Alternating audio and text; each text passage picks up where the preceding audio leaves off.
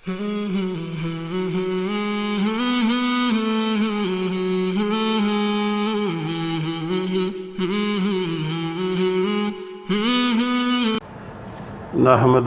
نصلی علی رسولہ الکریم اما بعد فاعوذ باللہ من الشیطان الرجیم بسم اللہ الرحمن الرحیم۔ محترم ناظرین السلام علیکم ورحمۃ اللہ وبرکاتہ۔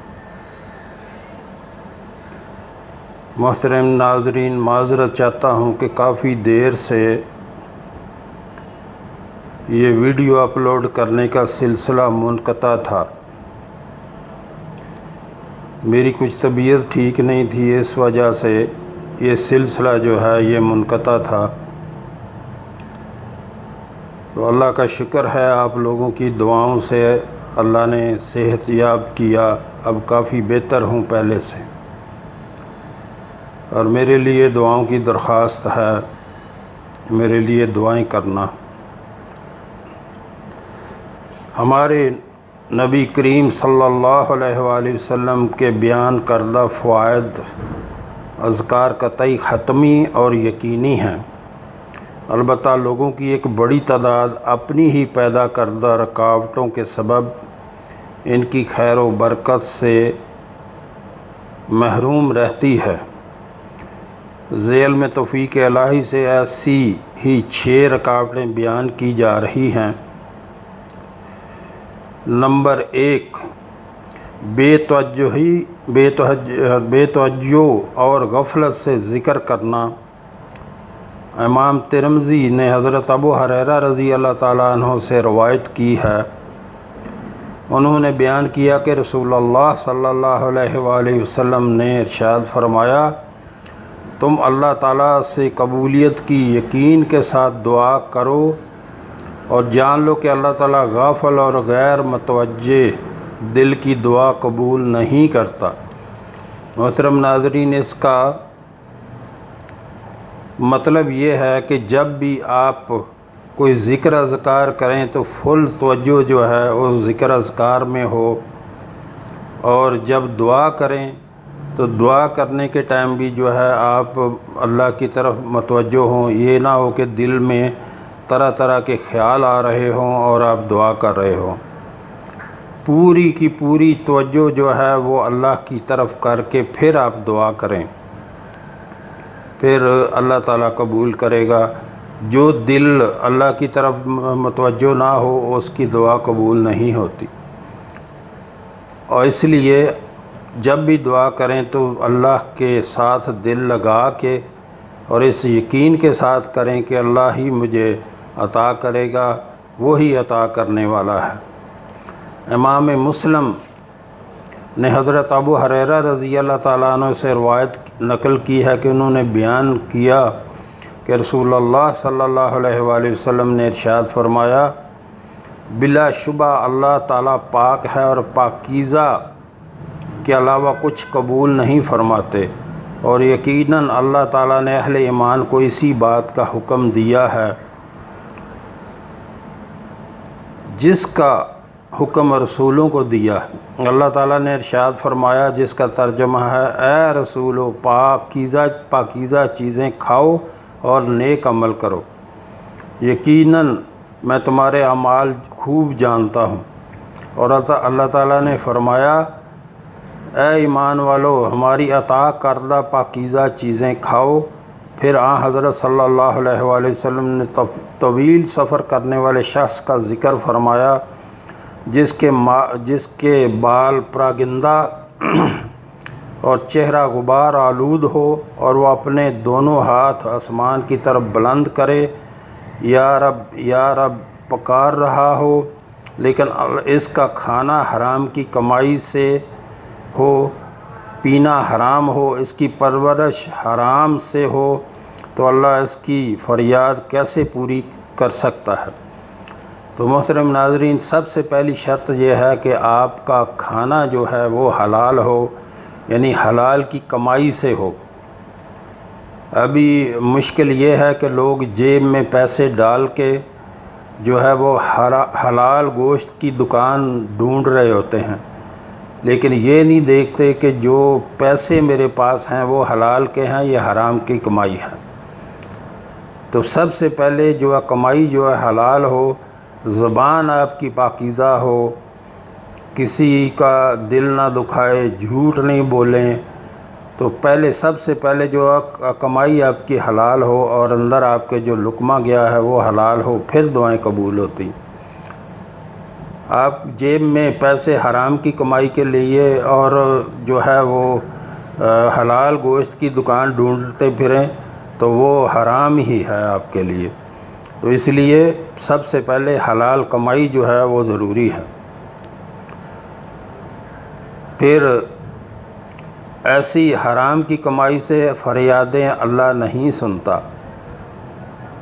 امام مسلم حضرت ابو ہریرہ رضی اللہ تعالیٰ عنہ سے روایت کرتے ہیں کہ رسول اللہ صلی اللہ علیہ وسلم نے فرمایا،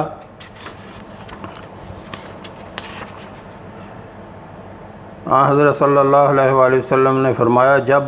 جب بندہ جب تک گناہ یا قطع رحمی کی دعا نہ کرے اور عجلت پسندی نہ کرے تو اس کی دعا قبول ہوتی رہتی ہے۔ یعنی کسی کے ساتھ قطع رحمی کرنے کی دعا نہ کرے اور جلدی نہ کرے دعا میں تو اس کی دعا جو ہے وہ قبول ہوتی رہتی ہے۔ عرض کیا گیا، یا رسول اللہ صلی اللہ علیہ وسلم، عجلت پسندی کیا ہے؟ حضرت صلی اللہ علیہ وسلم نے فرمایا، وہ کہتا ہے بلا شبہ میں نے دعا کی، بلا شبہ میں نے دعا کی، لیکن مجھے اپنی دعا قبول ہوتے ہوئے نظر نہیں آ رہی۔ تو محترم ناظرین، دعا کرنی چاہیے، یہ نہ ذہن میں سوچنا چاہیے کہ میری دعا قبول نہیں ہو رہی، یا 10 دن تک کسی چیز کے لیے اللہ سے مانگتا رہا تو اللہ نے وہ عطا نہ کی تو وہ کہتا پھرے کہ میری دعا قبول نہیں ہوتی۔ یہ جو ہے نا امیدی ہے، اللہ سے نا امیدی نہیں کرنی چاہیے۔ جب بھی دعا کریں صدق دل سے اور اللہ کی طرف متوجہ ہو کے دعا کریں، انشاءاللہ اللہ دعا قبول کرتا ہے۔ اور دوسری بات، اللہ ہمارا محتاج نہیں ہے کہ ابھی ہم نے جو بھی مانگا اسی ٹائم ہمیں عطا کر دیا۔ اللہ ہو سکتا ہے جو آپ مانگ رہے ہوں آپ کے لیے بہتر نہ ہو، اس کے بدلے اللہ تعالیٰ آپ کو کوئی اور چیز عطا کر دے، یا آپ کی دعا جو ہے وہ آخرت کے لیے ذخیرہ کر دے۔ تو بہت سے لوگ قیامت کے دن ایسے ہوں گے کہ جو یہ سوچیں گے کہ کاش ہماری دنیا میں کوئی دعا جو ہے اس کا بدلہ ہمیں نہ دیتا اللہ، ساری ہماری دعائیں جو ہے وہ آخرت کے لیے ذخیرہ کر لیتے۔ تو جو بھی بندہ صدق دل سے دعا کرتا ہے وہ دعا اس کی قبول ہوتی ہے۔ یہ کبھی نہیں سوچنا چاہیے کہ میری دعا قبول نہیں ہوتی۔ جو بھی بندہ صدق دل سے دعا کرے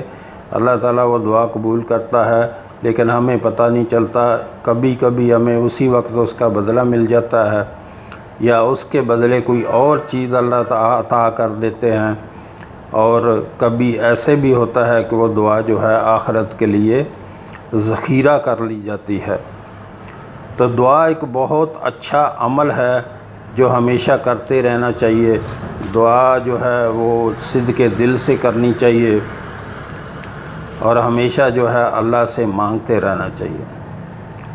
اللہ سے مانگتے رہنا چاہیے، اور وہی عطا کرنے والا ہے اور کوئی دوسرا عطا نہیں کرتا۔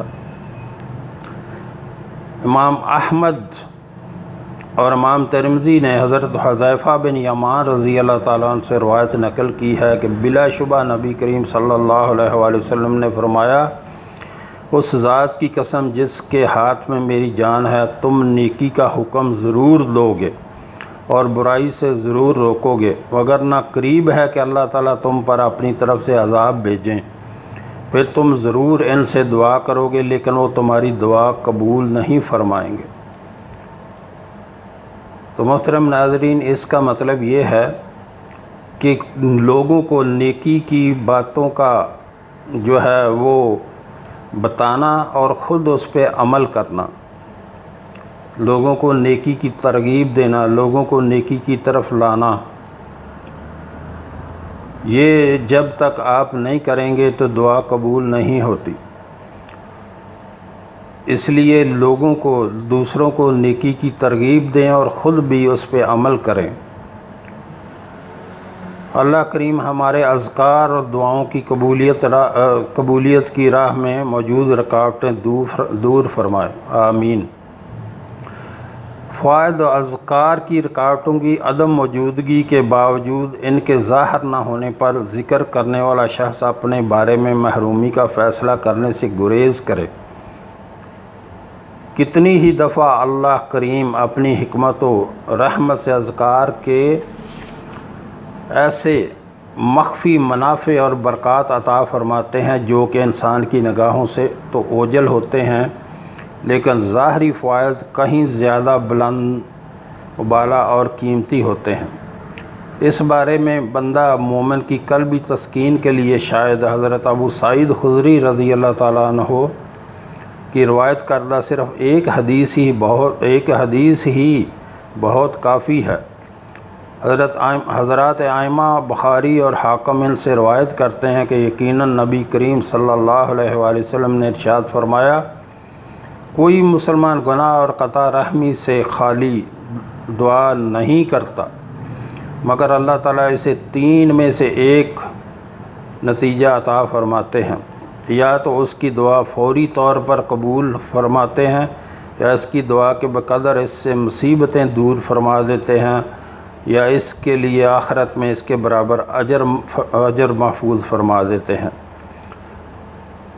صحابہ کرام نے عرض کیا، یا رسول اللہ صلی اللہ علیہ وسلم پھر تو ہم زیادہ دعائیں کریں گے؟ حضرت صلی اللہ علیہ وسلم نے فرمایا، اللہ تعالیٰ بہت زیادہ ہے، اے اللہ کریم اپنے فضل کریم سے ہم ناکاروں کو اذکار اور دعاؤں کو تین اقسام کے نتائج و ثمرات بہت زیادہ تعداد میں عطا فرمائے، آمین۔ تو محترم ناظرین، دعائیں کرتے رہنا چاہیے، اللہ تعالیٰ سے مانگتے رہنا چاہیے، وہ بڑا کریم رب ہے اور اس سے ہمیشہ مانگتے رہیں، اور ذکر اذکار جو ہے اس کو لازم پکڑ لیں، اور یہ نہ کہیں کہ یہ مجھے ذکر اذکار سے فائدہ نہیں ہو رہا۔ ذکر اذکار سے آپ جو ہے بہت فائدہ ہوتا ہے، اللہ کا قرب نصیب ہوتا ہے، اور جو ہے وہ دل جو ہے وہ اللہ کی طرف سے لگا کے پھر ذکر کریں، بے توجہی سے ذکر نہ کریں کہ دھیان آپ کا کہیں اور ہو اور زبان پہ ذکر چل رہا ہو۔ اس لیے اللہ تعالیٰ کی طرف متوجہ ہو کر ذکر اذکار کیا کریں۔ جو بندہ چاہتا ہے کہ میں اللہ کی قربت حاصل کروں، جو اللہ کے قریب ہونا چاہتا ہے، اس کو چاہیے کہ ذکر اذکار سے زیادہ اپنے دل کو تر رکھے، اپنی زبان کو جو ہے ذکر کی طرف لگائے رکھے، ہر وقت اپنے کام بھی کرتے رہیں، سبحان اللہ و بحمدہ، سبحان اللہ العظیم پڑھتے رہیں، لا الہ الا اللہ پڑھتے رہیں، جو بھی بہت سارے ذکر ہیں، سبحان اللہ والحمد للہ ولا الہ الا اللہ واللہ اکبر ولا حول ولا قوۃ الا باللہ العلی العظیم، درود شریف پڑھتے رہیں، استغفار پڑھتے رہیں، ایک ایک لمحہ جو ہے وہ اپنا ضائع نہ کریں، ہر وقت اپنی زبان کو ذکر اذکار کی طرف لگائے رکھیں۔ تو محترم ناظرین، جو ہم نے پڑھا اور جو ہم نے سنا، اللہ ہمیں اس پر عمل کی توفیق عطا فرمائے۔ وآخر دعوانا الحمد للہ رب العالمین۔